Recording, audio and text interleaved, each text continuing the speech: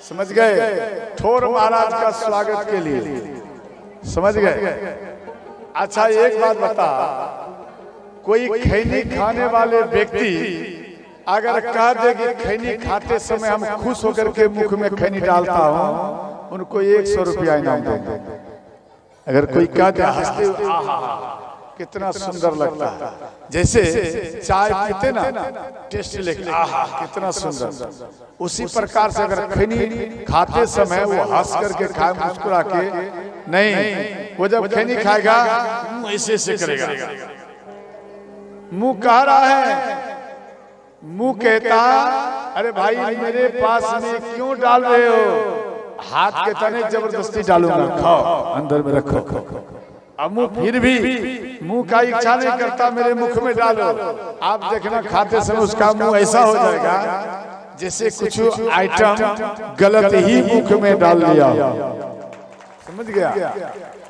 सोचो, लेकिन मनुष्य क्या करते, जबरदस्ती मुख में डाल, खाओ, समझ गए?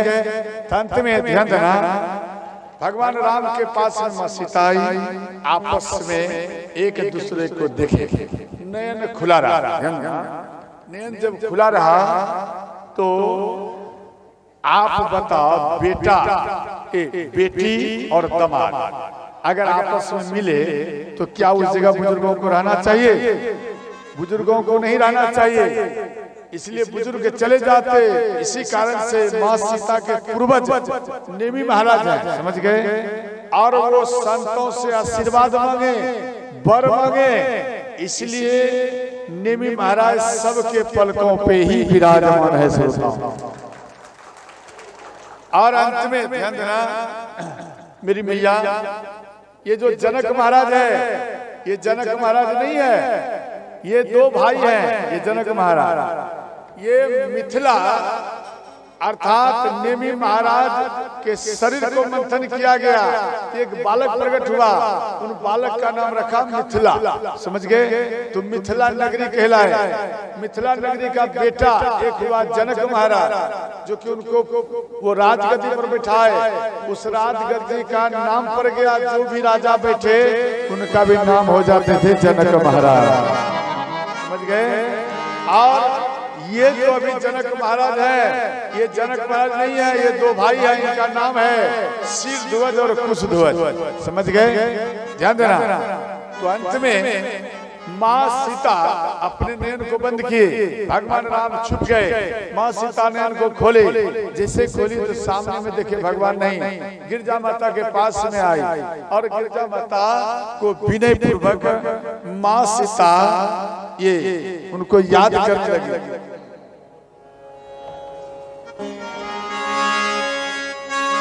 विनय प्रेम बस भई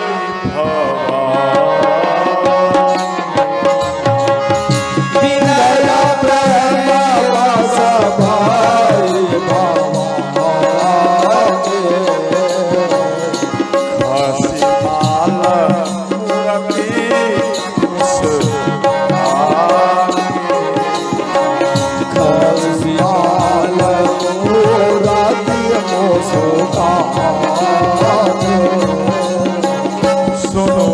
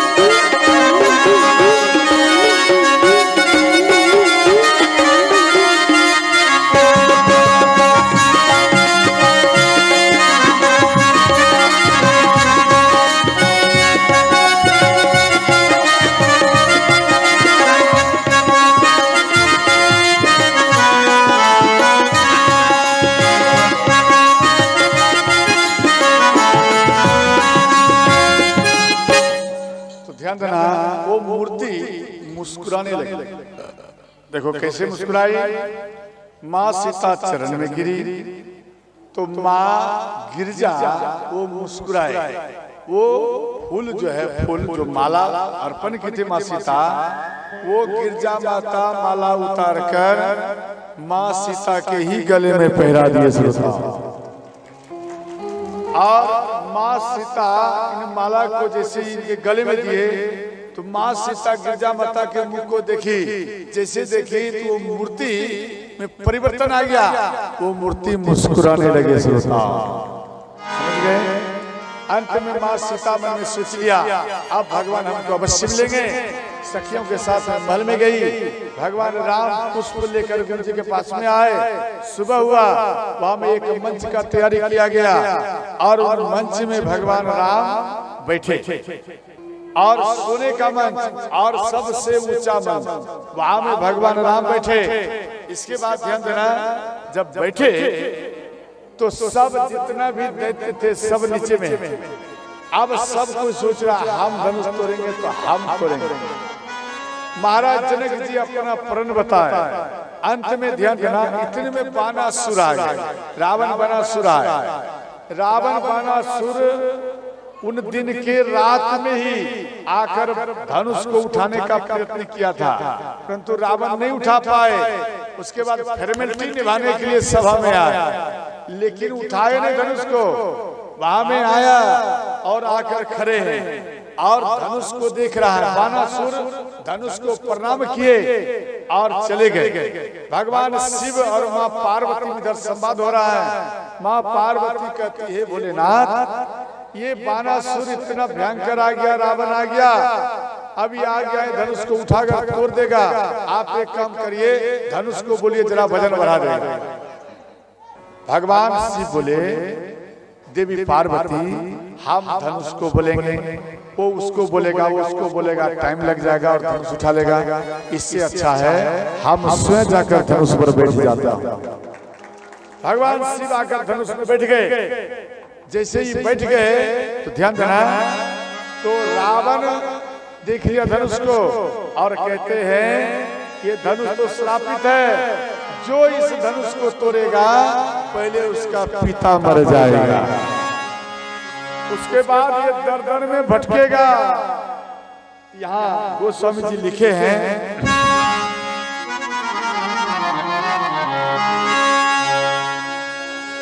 तोड़िए जो धनुष पिता मर जाए,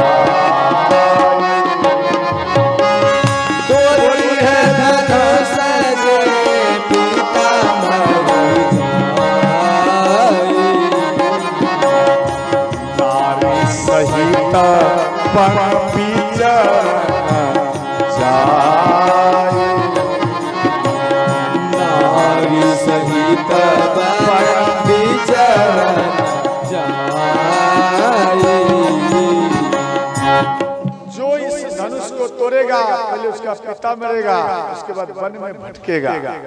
अब सबका होठ सूख गया। रावण जो बोलता सच बोलता, मेरे बेटी के भाग्य में कैसा लिखा। अंत में ध्यान देना, श्री लंकापति रावण वहां में सबको देखे तो राम को भी देखे। तो रावण बोले कि हे राम, इस सभा में कोई धनुष नहीं तोड़ेगा, एक केवल आप ही हो जो धनुष को तोड़ोगे। आप इधर जब जान गया रावण कि राम ही धनुष तोड़ेगा, तो राम से रावण मन में से बात करने लगे। मन में से रावण हाथ जोड़कर बोले भगवान राम को कि प्रभु, आप और माँ सीता जब आप दोनों का विवाह हो जाएगा तो आपसे निवेदन है, आप एक बार लंका में अवश्य आइए, आपका स्वागत है। ये बात रावण भगवान राम को बोले, समझ गए? भगवान राम बोले नहीं नहीं, हम लंका नहीं जाएंगे। रावण को आ गया क्रोध, अगर आप नहीं जाएंगे तो आपको हम अपने तरीके से ले जाएंगे। समझ गए? अब ये मन में बात हुआ। अब सबको जना के रावण कहते, हे सभासदों, जिनको धनुष तोड़ना है तोड़ो, हमें कोई फर्क नहीं, लेकिन हम वचन ले रहा हूं कि एक बार सीता को लंका लेकर जाएंगे, ये भी मेरा वचन है। इतना कहकर रावण चला गया। ध्यान देना, इधर एक पोपट लाला धनुष तोड़ने के लिए। बोले आप धनुष तोड़ने के लिए आए? बोले हाँ। आपके अंदर में कितना बल है? बोले मेरे बल में, मेरे शरीर के अंदर में तो बहुत बल है। कितना है? अपार बल है। बोले अच्छा जरा वर्णन करके बताओ। बोले देखो सुन लो, मेरे पास में इतना बल है जितना सभा में बैठे हुए हो किसी के पास में उतना बल हो ही नहीं सकता। यहाँ कहते हैं बता, नौ घुसा में पापर तोड़ा, बलि रे मैं हूँ बलवंता। नौ घुसा में पापर तोड़ा, बलि रे मैं हूँ बलवंता। पापर कैसा मैं समझे? छका हुआ तेल से। क्या करें? कोई पापर कैसा? कच्चा नहीं। वो इतना हम कमजोर नहीं है पहलवान, हम बहुत बड़ा बढ़िया है, लेकिन छका हुआ होना चाहिए, कहीं कच्चा नहीं होना चाहिए। कच्चा रहेगा तो हम जानकर नहीं तोड़ते हैं, क्यों? उसमें कम बल लगता है। और जो छका हुआ पूर्ण तरीका से रहता है उसको हम 9 घुसा में उसको तोड़ देते हैं। सोच कैसा बलिष्ठ है। लेकिन हमको ऐसा लग रहा है कि आप लोगों में कोई छका हुआ भी नहीं तोड़ पाएंगे। क्यों? करताल नहीं बजा पाते, धीरे धीरे धीरे बजाते हैं। क्या आप तोड़ेंगे? आप नहीं तोड़ पाओगे। अगर इस बीच में पापर अगर दे दिया जाए तो पापर भी आराम से बीच में रहेगा सुरक्षित, लेकिन वो टूट नहीं पाएगा। अरे ऐसा बजाओ जो कि पापर को चटनी बनना पड़ जाए। नौ घुसा में पापर तोड़ा, बलि रे मैं हूँ बलवंता। नौ घुसा में पापर तोड़ा, बलि रे मैं हूँ बलवंता। फिर कहते माता लोग देखते, वो सब केवल देख रहे हैं कैसे पापर टूटे। फिर कहने लगे और क्या बल है बता? दूसरा बताओ। हाँ,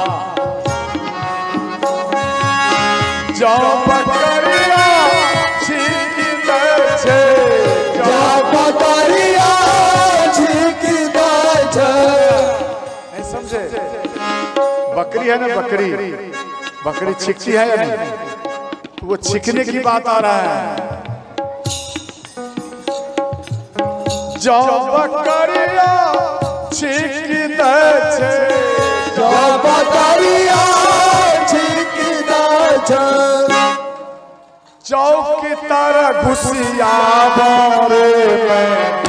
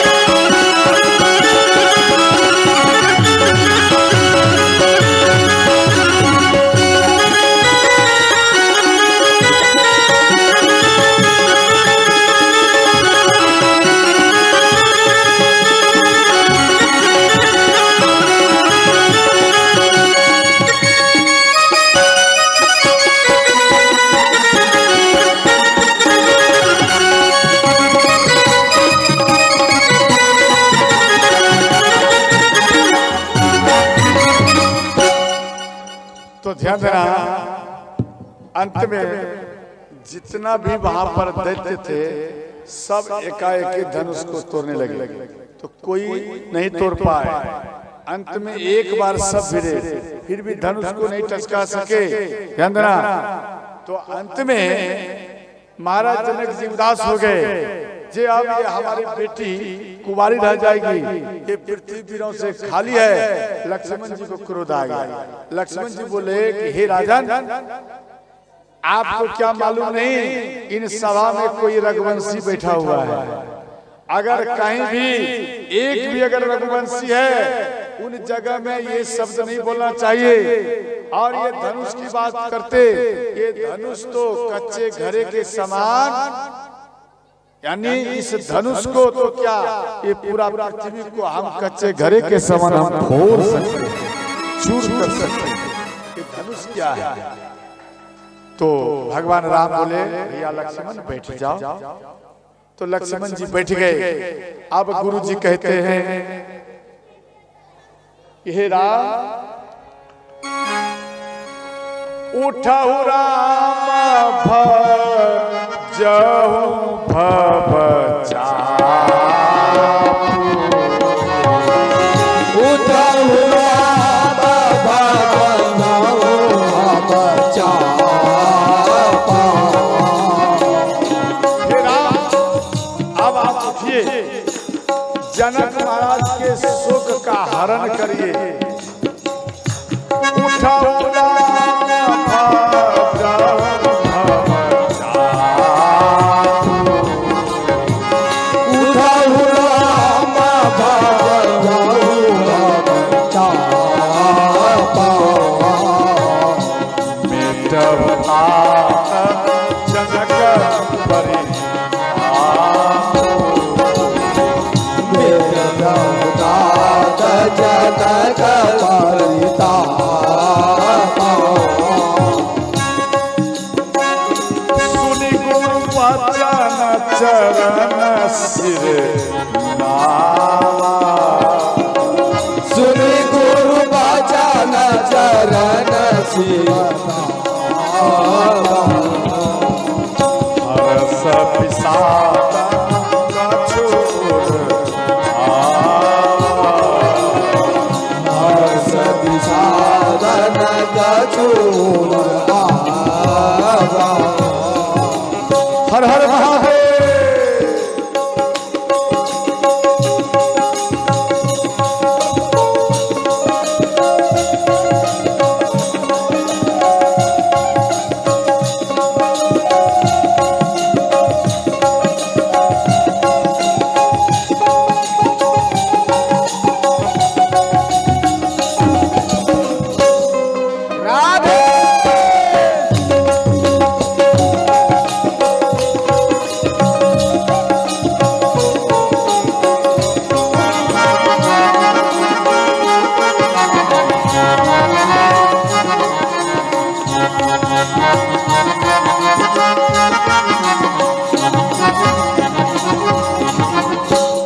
हे राम, अब आप उठिए और जनक महाराज के सुख को आप हरण करिए। भगवान राम उठे, गुरु जी के चरण में प्रणाम किए और जितना भी ग्रामवासी थे सबको प्रणाम किए। भगवान राम जैसे ही आगे बढ़े, जिनके रही भावना जैसी, प्रभु मूरति देखी तिन तई। राम सिया राम जय जय राम।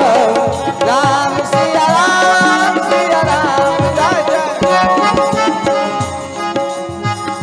जिनके रही भावना जैसी, प्रभु मूरत देखी तिन तैसी। मंगल भवन ओ मंगल हारी, तुम सही राम सिया राम जय जय राम। राम सिया राम जय जय राम। अंत में भगवान राम धनुष के पास में आए। धनुष के पास में प्रणाम कर 108 बार चक्कर लगाया। समझे क्यों? भगवान शिव बैठे हुए, समझ गए? भगवान शिव का परिक्रमा किए भगवान राम 108 बार, और सब व्यक्ति ये सोच रहे हैं कि ये धनुष का ही परिक्रमा कर रहे हैं। भगवान शिव बोले, हे प्रभु श्री राम, अब आपका काम यहाँ पे, अब हमारा यहाँ काम नहीं, अब हम कैलाश की ओर चलते हैं। भगवान शिव चले गए। भगवान श्री राम उन धनुष को प्रणाम किए और धनुष को उठाए। बोलो सच्चे दरबार की जय हो। ध्यान देना, तो भगवान राम जैसे ही धनुष को उठाए सब कोई देखे, और धनुष को जब तोड़े तो कोई नहीं देखा, यानी किसी का नैन खुला नहीं था। जैसे बिजली छटकता तो क्या नैन खुला रहता, वो बंद हो जाता, उसी प्रकार से नैन बंद हो गया और धनुष टूट गया। और जैसे धनुष को रखे उसके बाद सबका नैन खुल गया। अब ध्यान देना, माँ सीता अपने सखियों के साथ में आई और भगवान राम को माँ सीता माला पहरा रही। ध्यान देना, माँ सीता है 12 वर्ष की और भगवान राम है 21 वर्ष की, तो अंतर तो होगा ही, नहीं होगा। तो यहाँ सखियां कहती, हे राम थोड़ा झुक जाओ ना, आप जरा झुक जाइए, झुक जाइयो किशोर जी, किशोरी मोरी छोटी है, झुक जाइयो किशोर जी, किशोरी मोरी छोटी है, किशोरी मोरी छोटी, किशोरी मोरी छोटी, किशोरी मोरी छोटी, किशोरी मोरी छोटी, किशोरी मोरी छोटी, किशोरी मोरी छोटी, किशोरी मोरी छोटी, किशोरी मोरी छोटी, झुक जाइयो किशोर जी, मोरी छोटी, झुक जाइयो किशोर जी, किशोरी मोरी छोटी।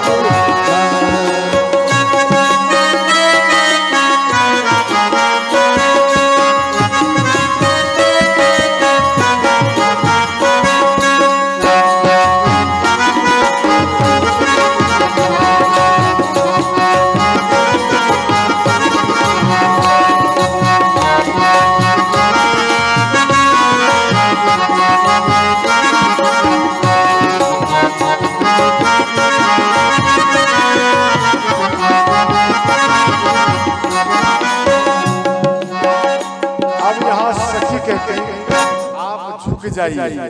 तो भगवान राम झुकने के लिए जा रहे हैं, लक्ष्मण जी कहते भैया सावधान, सीधा हो जाइए, हम रघुवंशी हैं, स्त्रियों के सामने नहीं झुकते, सीधा हो जाइए।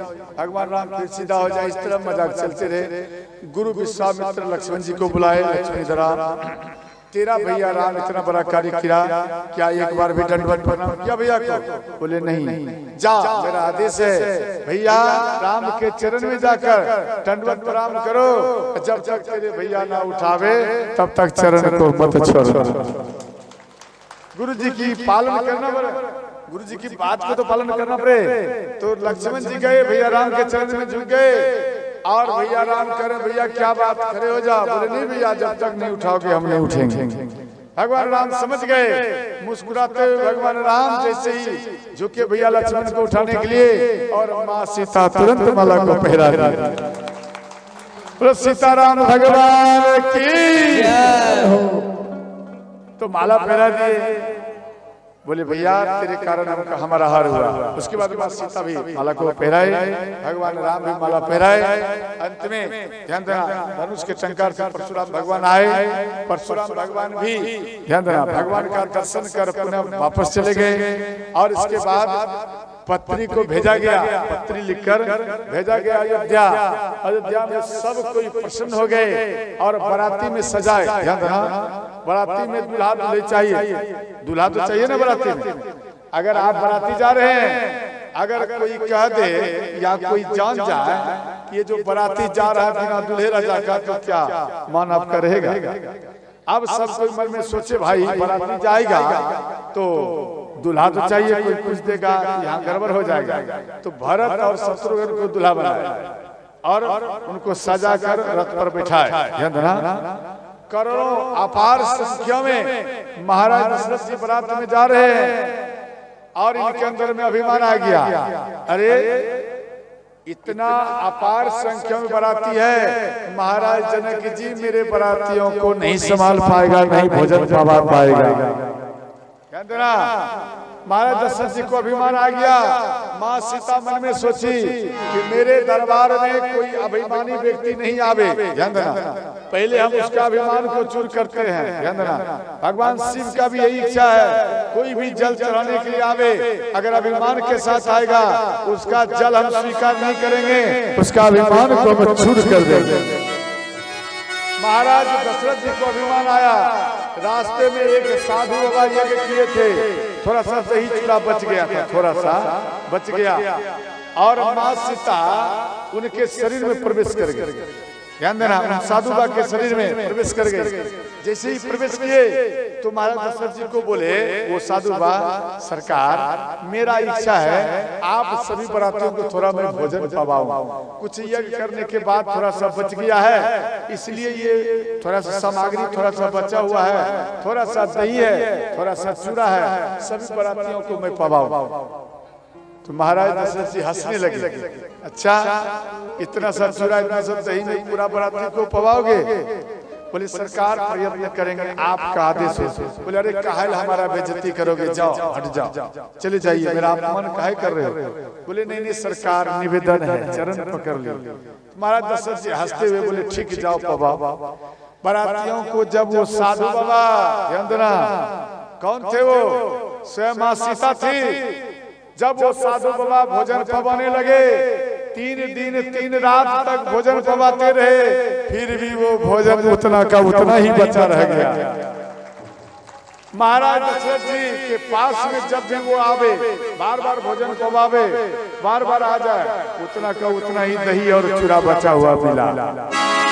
महाराज दशरथ जी का अभिमान टूट गया और हाथ जोड़कर क्षमा मांगे, बाबा आप साधारण नहीं है, इसलिए आप अपना हाथ मेरे सिर पर रखिए।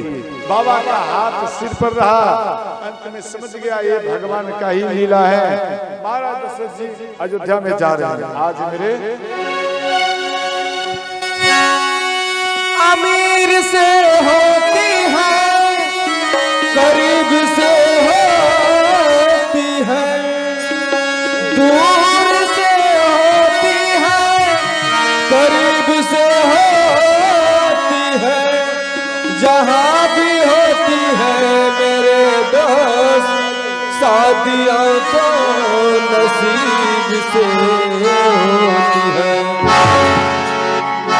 आज मेरी यार शादी है, आज मेरी यार शादी है, ओ राम की शादी है, मेरे घर शादी है, ओ राम की शादी है, मेरे घर शादी है, आज मेरी यार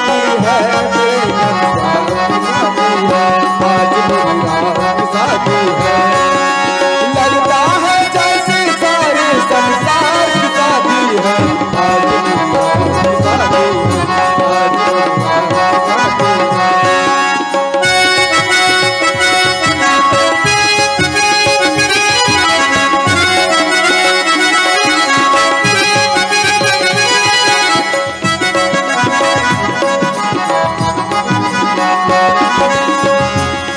है खूबसूरत ऐसी है लगन मूरत, जितनी ये दुल्हा सजी है, जितनी ये रंग सजी है, जितनी ये दुल्हा सजी है, जितनी ये रंग सजी है।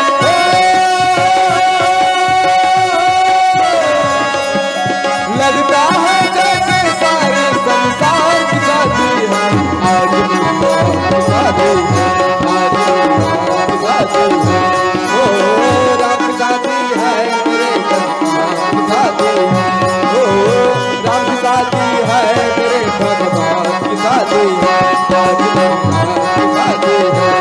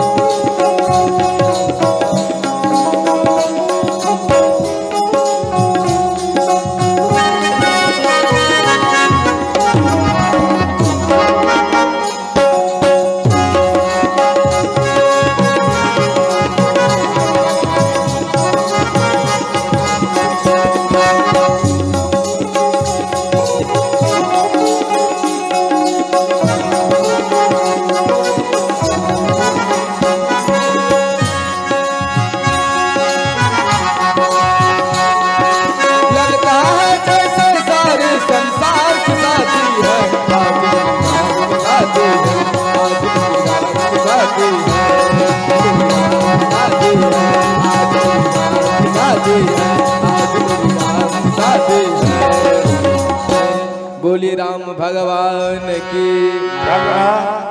बाराती अयोध्या में से जनकपुरी में आए, समझ गए। समय को देखते हुए जब आए तो अपार संख्या में है।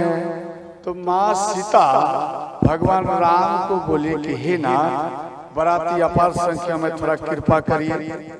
तो भगवान राम अंठा दिए, अरे तेरा नगरी है, तू जान, हमको क्या लेना देना, तुम जान। जब अंठा दिए तो माँ सीता जितना बाराती आए उससे डबल रिद्धि सिद्धि श्रोताओं प्रकट कर दी।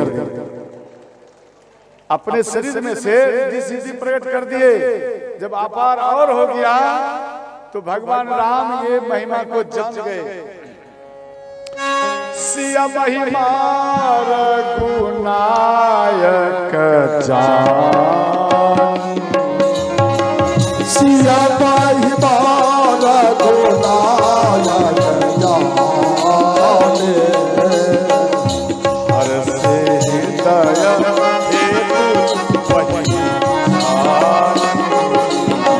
हर से हृदय है तुम्हारी जाने।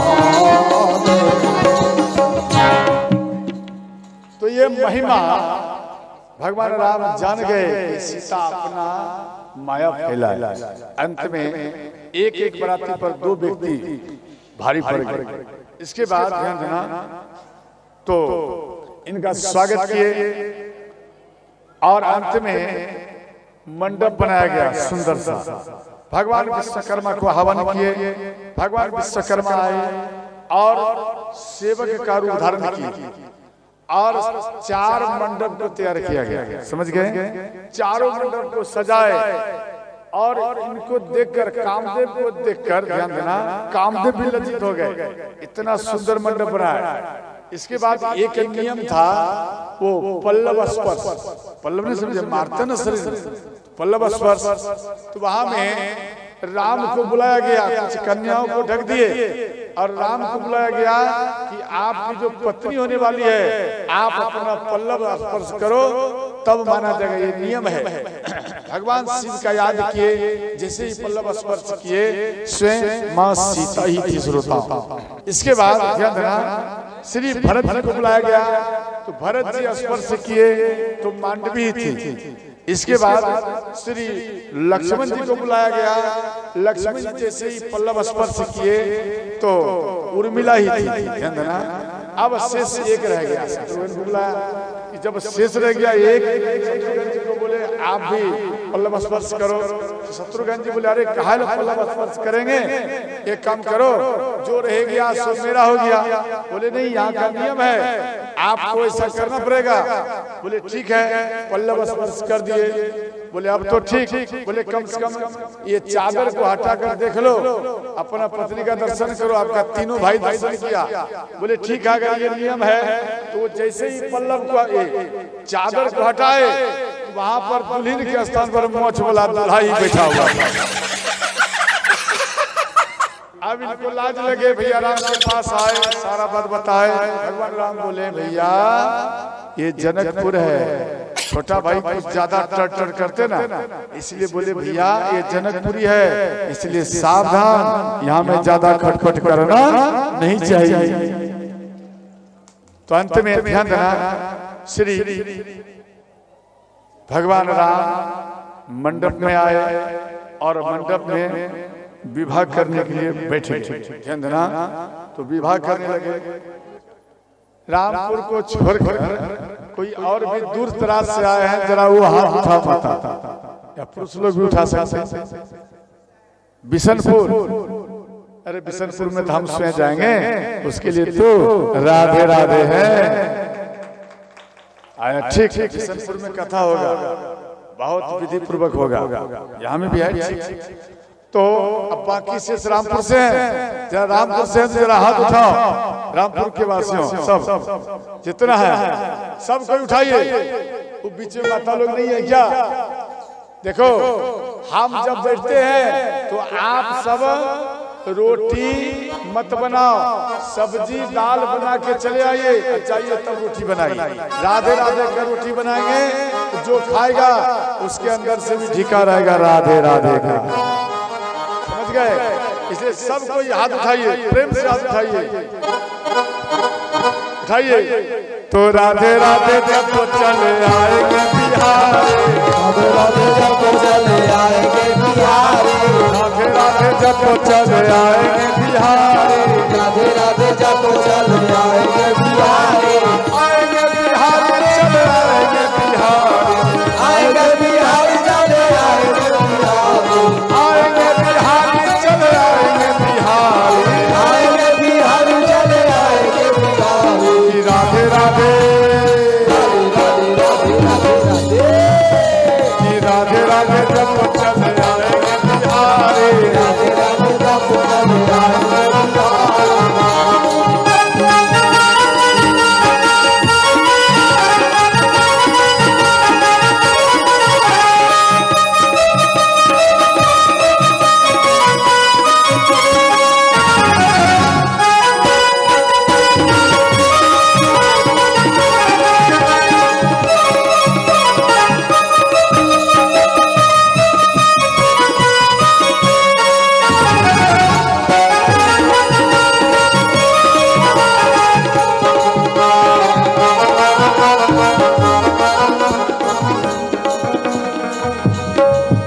देखो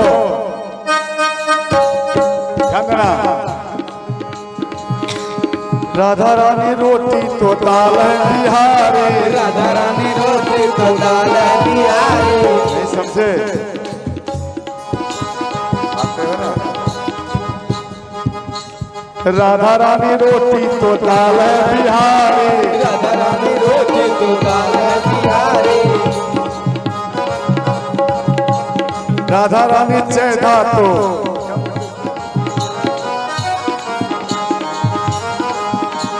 राधा रानी जयपुर तो रामपुर है बिहारी, राधा रानी जयपुर तो रामपुर है बिहारी, रोटी दाल खाते मीठा भी लगता, बोलो ना हाँ या नहीं? राधा रानी मिश्री तो स्वाद है बिहारी, राधा रानी मिश्री तो स्वाद है बिहारी, राधा रानी मिश्री तो स्वाद है बिहारी, राधा रानी मिश्री तो स्वाद है बिहारी, राधा रानी तन है तो प्राण है बिहारी, राधा रानी तन है तो प्राण है बिहारी, राधा रानी तन है तो प्राण है बिहारी, राधा रानी तन है तो प्राण है बिहारी। कि राधे राधे राधे राधे राधे राधे कि राधे राधे जब तो चले आएंगे बिहारी, राधे राधे जब तो चले आएंगे बिहारी।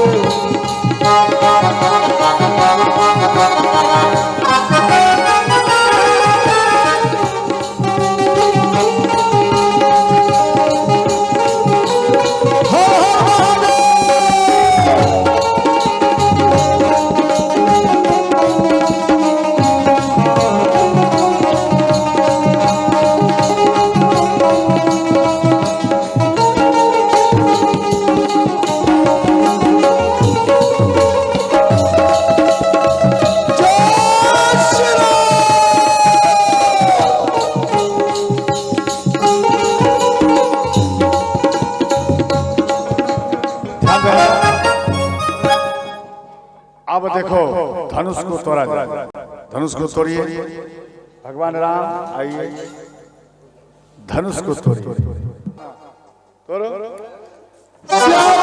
रामचंद्र की जय। हाँ कहाँ गए? सीता माता को लाओ।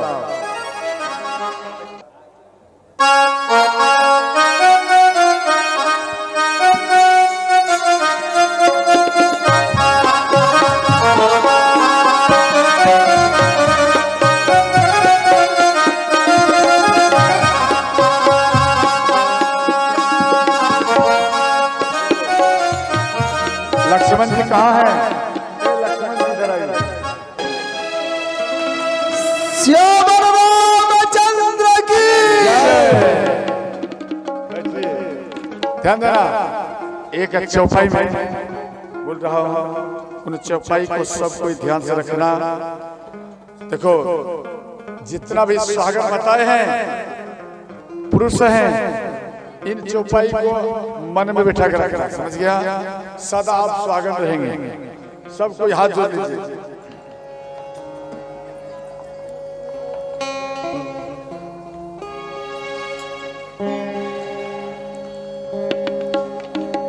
राम सिया सिर सिंदूर देहि, राम सिया सिर सिंदूर देहि, शोभा कही ना जाति विधि देहि, शोभा कही न जात देहि, राम सिया सिर सिंदूर देहि,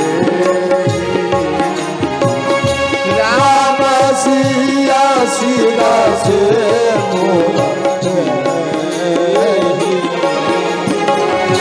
शोभा कही ना जाति विधि देहि, शोभा कही न जात देहि, श्री राम जय राम जय जय श्री राम जय राम जय जय राम, श्री राम जय राम जय जय श्री राम जय राम जय जय राम, मंगल भान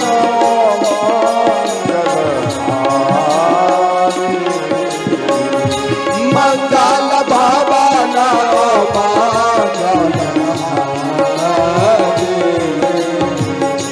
उमा सहित जपत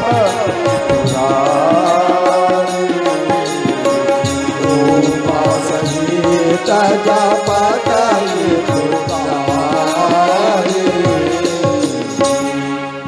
ध्यान देना, यहाँ से सिंदूर दिया जा रहा है। आप जो सुहागन माता हैं, आप सिंदूर को पहनना, अभी मैं पहनना, एक दूसरे को पहनाते जाना, फिर दूसरे को देना। और सिंदूर पहनने का है, देखो नाक से सिर तक पहनते हैं, समझ गए? तो पति का आयु लंबा होता है, समझ गए? अगर मानो आप नाक से नहीं पहन पाते, कोई बात नहीं, तो मांग में ही पहनो, थोड़ा लटका के पहनो, समझ गया? तो आपके पति का ही उम्र लंबा होगा, समझ गया? यहाँ में से दिया जाए। और दूसरा बात, थोड़ा संधि मिलान हो जाता तो अच्छा होता, अभी विलम्ब हो गया तो दो माता का जाइए।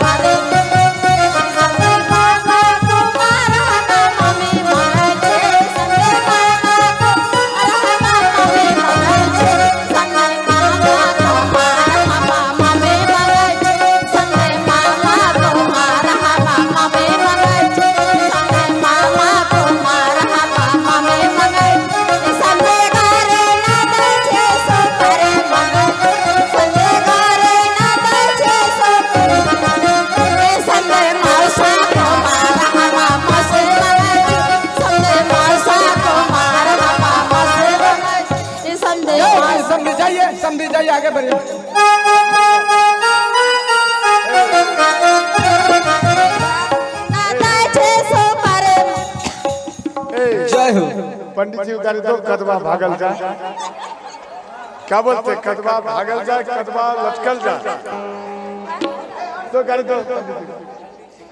नहीं जानते हैं? अरे ठाकुर को भी गाड़ी दो, ठाकुर देखते तो ठाकुर वेदो न जाना पुरत भवना बकालो भवना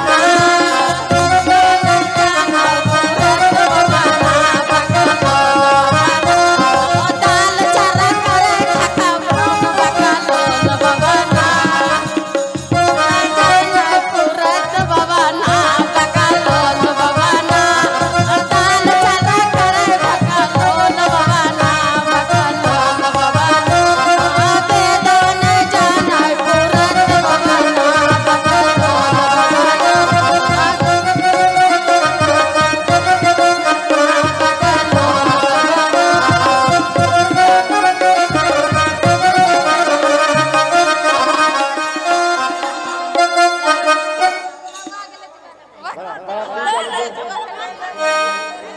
ए गाली देने आती है ना, दो मच के गाली।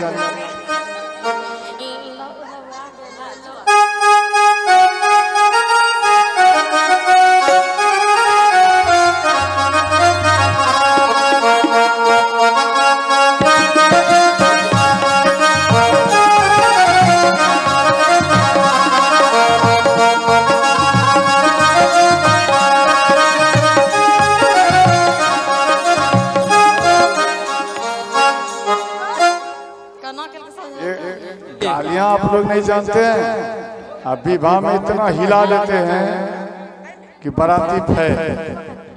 हाँ? चलो अच्छा है। दारोगा चिला बना के ने देवो बाबा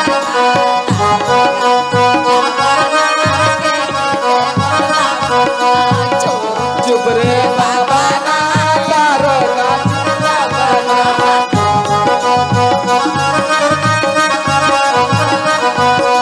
बहिन बेच रे बाबा ना दारोगा चिला बना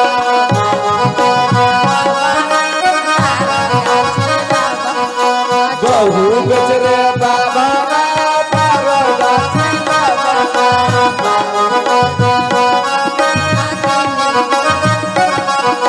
चुप रे बाबा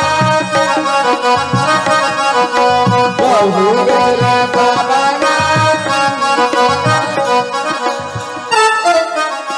बना किनी देवला बन माय बेच रे बाबा फुआ बेच रे बाबा ना केने देवला बना फुआ बेच रे बाबा ना केने देवला बना मम्मी बेच रे बाबा ना केने देवला बना मौसी बेच रे बाबा ना केने देवला बना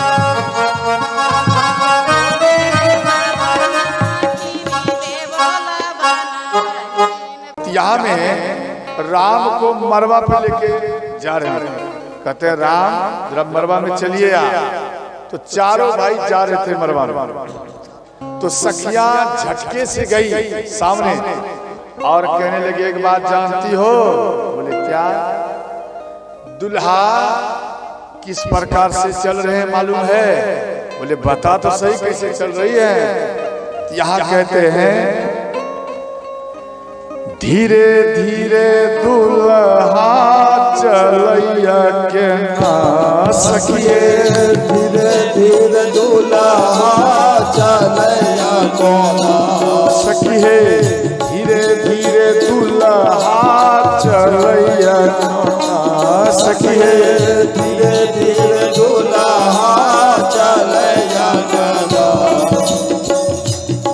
सखी बोली अरे कैसे चलते, बोलो तो सही। जैसे कोलू में पहला चलैया थे, जैसे गोलू में बैला चलैया गधा, जैसे कोलू में पहला चलैया थे, जैसे गोलू में बैला चलैया गधा।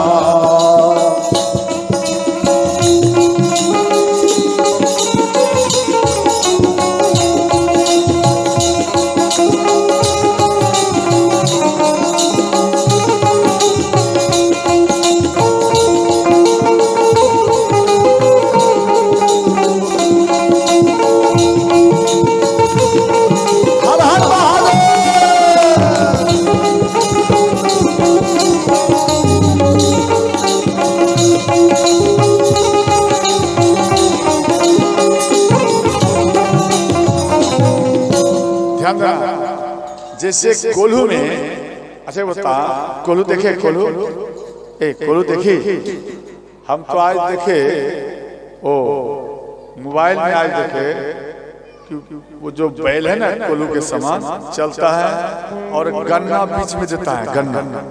हम आज देखे मोबाइल में तो वो एक व्यक्ति बीच में गन्ना देता और वो बैल घूमता है और धीरे धीरे धीरे धीरे रस निकल जाता है। अभी तो मशीन चल गया, हम तो ये देखे, लेकिन वो नहीं देखे थे, आज पहली बार देखे। उसी प्रकार का कोल्हू होता था, कोल्हू जैसे सरसों पेरा जाए उसी प्रकार का पहले कोल्हू होता था, तो उसमें बैल को जोता जाता, इसलिए यहाँ पर बोले ये कोल्हू का बैल है। अब देखो भगवान राम में सोचे तुमको कोल्हू का बैल बना दिया, भगवान राम खड़े हो। कोल्हू का बैल का अर्थ है, दूसरी सखी बोली आप हमको कोल्हू का बैल क्यों बनाया? बोले आपको मालूम नहीं, 84 लाख जीवों को ये पेरते रहते हैं, समझे? पेरते हैं, 84 लाख जीवों को ये पेरते रहते हैं, उसी का ये बैल है, उसी कोल्हू का ये बैल है। भगवान राम खड़े हो गए, तुमको कोल्हू का बैल बना दिया, खड़े हो गए। फिर सखी बोली एक बात बताऊं सखी, ये ठार जो दूल्हा है, ठार कैसा लग रहे हैं? दूसरी सखी बोली बता तो सही कैसा लग रहे हैं?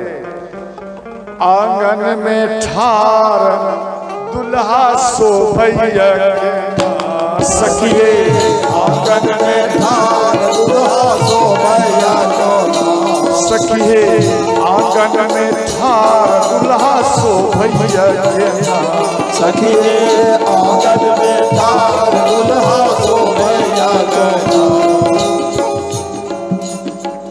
बोले कैसा शोभ रहा है? जैसे घरवा में खूंटा लागल, जैसे घरवा में